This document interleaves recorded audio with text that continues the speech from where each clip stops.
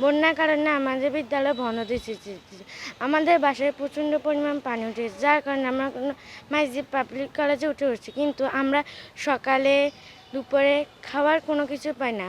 উপজেলা থেকে আমাদের কিছু শুকনো খাবারই দেওয়া হয়েছে, আমরা এসব খাবার খেয়ে থাকতে পারি না, সেই জন্য আমরা চলে যাচ্ছি। আমরা ঘরে পানি উপরে উঠে গেছে, থাকতে পারি না। পাবলিক কলেজে আসি 4-5 দিন রয়েছি, ছেলে মেয়েদেরকে নিয়ে খানা নাই লনা নাই, উপোস থাকতে হয়। এখানে আসতেই ভালো লাগে, আসি যদি উপোস থাকতে হয় তাহলে আর আসার কি দরকার ছিল।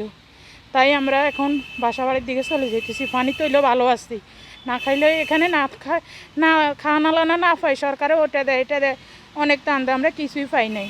সামান্য কিছু পুরসভার থেকে দিছে শুকনা খাবার বাচ্চারা কত খাইতে পারে? বাচ্চারা শুকনা খাবার খাই থাকতে পারে? আমরা নিজেরা পারি না, বাচ্চারা কীভাবে থাকে? আমরা 4-5 জন ছেলে মেয়েরা নিয়ে এখানে আসি আজ 5 দিন।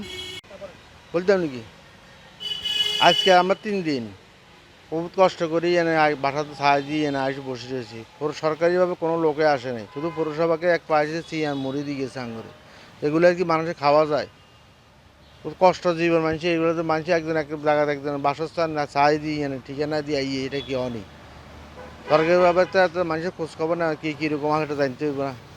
আমাদের এখানে জল আমরা এখানে দোকান করি, এখানে জল পানির জন্য দোকান ফাট করতে পারি না। এখানে জলের সাহেব কোনো কমিশনে কোনো চেয়ারম্যানে এই রাস্তাটা মেরামত করে না। এখন আমরা জলে মিলিয়ে বাঁচতেছি এবং কোনো সাহায্য সমর্থন কিছু পাইতেছি না।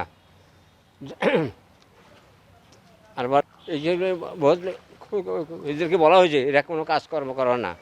এখন আমি কষ্ট পাইতেছি, পানির ভিতরে দোকান জারি করি কোনো রকম, মানুষের লোক আসতেছে না, কোনো কেউ আসতেছে না, এখানে কোনো কাস্টমার আসতেছে না। মানে কোনো রকম দিন মজুরি আমরা কাম করি বা দোকানদার করে ভাত খাই।